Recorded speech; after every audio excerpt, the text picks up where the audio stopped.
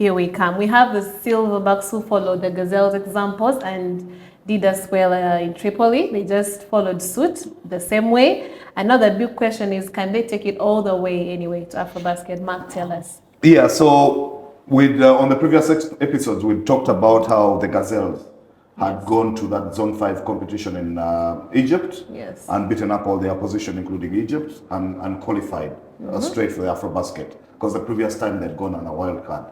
Now the Silverbacks had actually qualified for the last three Afro Baskets in a very, very hard way.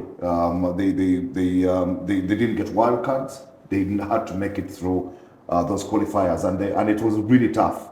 Now, this time, again, same thing. They did not go and win a qualifier like the Gazelles did, because the Gazelles went, beat Burundi, beat South Sudan, beat Kenya, and beat Egypt in the final. But for the boys, they had won one game out of their qualifiers and put themselves in third position in their group. There are 5 qualifying groups for Afro Basket across the tournament, and the best 3 teams from each group were qualifying. Now the Silverbacks finished third in the first window in Egypt, in the same group as Libya, Cape Verde, and Nigeria, like we said. And so we talked about this last week when they were starting to play, when they were going to start to play. So they come into the weekend in Tripoli, after that camp in Cairo. Tripoli, second window in Libya, and open with a win. That win against Cape Verde is actually what has qualified the Silverbacks for Afro Basket, because then big win. After that they lost their 2 games. It was a huge win against a team which really is a bogey side for us. They beat us up quite a few times, but most of the times we've lost to them. They've had, like I told you about that Tavares guy, a 7 foot plus a guy who was just an enigma to play against for us for the Silverbacks. So they still had a big dominance inside from a guy called Gomez. They had some players in there who would play, and then of course some veterans who can shoot and all. But we came to play, and that opening game for that win, Ish Wainwright came and set the pace. He's been playing pro ball in Israel, in Tel Aviv, and it could show. He was leaner, he was fitter and faster than when he had come previous windows, when he was actually coming. I mean, he's playing in the NBA. He was playing in the NBA. Even 5 minutes in the NBA. It's good stuff. Good stuff. But because he'd been on the benches there a bit, Raptors, especially the Suns and Portland Trail Blazers. Here he was playing more regularly, so he came fitter, got out of the blocks quickly, and set the tone for the team. And the team then went on to ride on the back of Robinson Opong's shooting to win that game. They've won, and we had to dig deep to win it, because after having a big lead over a few quarters, Cape Verde cut into it, and you actually even took the lead at some point in the third. So the Silverbacks had to fight. So they fought and did well. So the next game they lost to Nigeria. They collapsed in the 4th quarter. We matched Nigeria for 3 quarters and somehow collapsed in the 4th. Which meant that we lost by a 20-point margin, 87-67. That was the worry. We thought we might not qualify because of that. But then when they did the competitions across all the 5 groups, they were going to take on a 1/4 placed team as a qualifier. Top 3 in each of the 5 groups, that's 15. The 16th team was going to be a 4th placed team, the best of the 5 groups. By the end of the 2 games, Uganda was already best of all the 4th placed teams.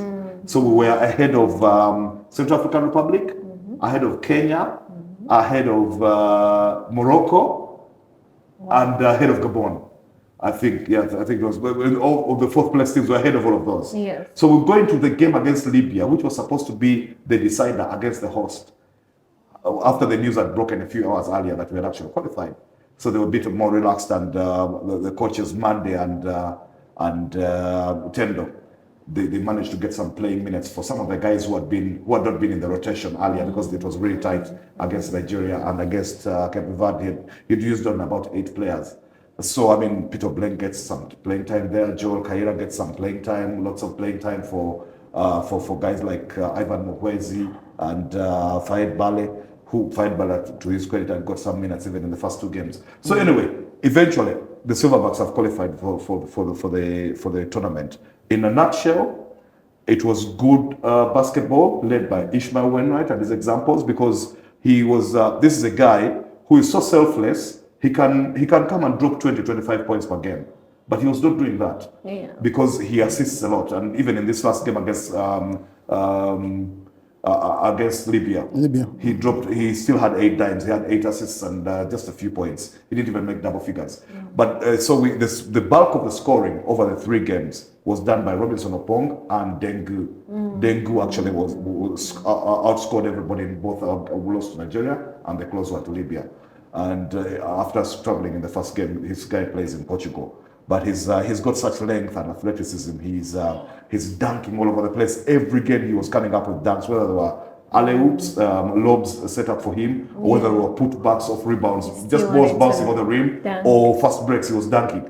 He does that. Him and Jonathan Komagum, they did all the work for us in the paint. They're the ones who had the length. Komagum, actually, when we were talking here, I said he was 6'11". I gave him 2 extra inches. The guy is only 6'9", but he plays like he's 6'11". He's a monster. He's a beast. And he's improved so much. He plays in Macedonia now. The first 2 times he came in, I was like, Albert, who did he just bring for us? I said, okay, you've brought size, but can this guy play? This guy can actually play now. And he's improving every time he shows up for the Silverbacks. He shows he's improved because I think he's dedicating his time to the game when he's away. He's from the UK, but he's now playing his basketball in Macedonia. Komagum. So he was a beast on the boards. He was picking double-digit rebounds in every game. He was blocking shots. I mean, he's a great shot blocker. Wow. He was hustling in the paint. And then he started to score. So we were chipping with some scores, putbacks, some dunks, and things like that. So him and Dengu did the work in the paint, of course, with the help of Ishmael. And the guard work was mostly done by Tony Drileba. He was starting at point guard. That was a surprising choice from Monday, which worked. There were so many turnovers from the Silverbacks, and many came from Drileba, but it was understandable because I think we're averaging over 20 turnovers per game. But when he played well, remember, he did, because he's got a good basketball IQ and he's got a heart. He's a heart of a lion. So he did great work, and then the other guys would chip in off the bench. You especially Faid Bale and Jimmy and Abu. They'd come off the bench and help with a few minutes and all. So largely, we played well. The 4 guys who came from abroad. Like I said, Dengu, Komagum, Ishwenwright, and the shooting Opong. They basically we rode on their backs, have qualified, and we're into Angola with the rest of them. So when is Angola? Angola is in July, August. So we have Cape Verde. From our group, we're qualified. Qualified. No, we haven't got to draw it, but Cape Verde are there. So we have Egypt, we have Libya, we have Tunisia. From North Africa. So that's 4 teams. Then you come to West Africa. We've got Senegal, we've got Mali, we've got Guinea, we've got Cote d'Ivoire. Those 4. And then we've got Cameroon and Nigeria. Those 6 to add on to the other 4. That's 10. Then you come down, further down, you've got DRC qualified, Angola qualified. That's to make 12. Then from our region, South Sudan, of course, because they're the top seeded country, by the way, in Africa. We're now at number 12. And South Sudan is top seed. So South Sudan qualified, then we qualified, then Rwanda qualified. Kenya dropped off, And then you go from the islands, Madagascar makes it 16. So that's the 16 teams that qualified that are going to be playing 16 teams that make the table of men in African basketball. Yeah, we finished 6th at the last Afro Basket. We had some heroics, including that big win over Nigeria, if you remember. So we need to go into Rwanda, Angola, and try and pull out of. When I mention some of the countries, the voltage is quite high. It's very high. Very high voltage. Mark, I was watching Uganda games live, but every time FIBA were coming up with extended highlights of the different games in the different groups, and they were putting them on the same website, and also top 10 plays of each day, and the quality of basketball that was going around in the other groups was a bit scary. Senegal and Cote d'Ivoire and stuff. It was a bit frightening, and Egypt and all. But we can hold our own. Our guys have shown that they can hold their own. Now, if you get this group of players, and hopefully get Arthur Kaluma and Adam Seiko, the 2 brothers. Adam Seiko, former college player in the US, now plays in Europe. Arthur Kaluma plays college basketball and he's one of these prospects. Every year for the last 2 years, every year he has looked like he might get drafted into the NBA, and it has not happened, and he's gone back to college. I don't know if it will be 3rd time lucky for him to get drafted this time. If he doesn't, a career in Europe is waiting. But if he's there, He's our best player. Right now, he's even better than Ish. Yeah, Ish is a very good team player and a guy with multiple skills and all. But if Arthur comes, just explosion on offense and great defense. Why didn't we have Arthur for this one? Yes. Because of the timing. College basketball is at its peak. March Madness is around the corners, and everything. Yeah, so you couldn't get Arthur. Now we didn't get Adam. And on top of those, I don't think, because at the last Afro Basket, we also had guys like we had guards from abroad. Emmanuel Mugenga came in for some of the qualifiers. For World Cup qualifiers, actually, an Afro Basket. He was coming from France. But Kiran Ziwa was actually the last Afro Basket. He's from Canada. The last Afro Basket in Kigali, when we were there, he was there. So some of those guys probably won't come. But we've got Albert Ahabu is the best basketball scout in Uganda. The guy who knows where every Ugandan in the world is playing and how they're playing is Albert Ahabu, and he's the team manager. And he will find, he's going to find, he's already spotted some guys who, he spots these people, follows their careers, talks to their parents, convinces them that these kids need to get Ugandan passports and play for Uganda, because they might never play for the US or whatever.